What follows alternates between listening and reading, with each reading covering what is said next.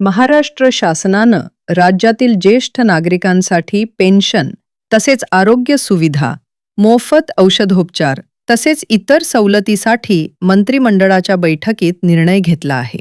याविषयीची अंमलबजावणी 5 डिसेंबरपासून सुरू करण्यात येत असल्याचे जाहीर केले आहे.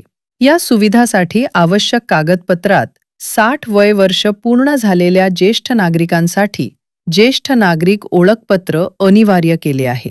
परंतु सदरील ज्येष्ठ नागरिक ओळखपत्र कळंब तहसील कार्यालयाकडून दिले जात नाहीत.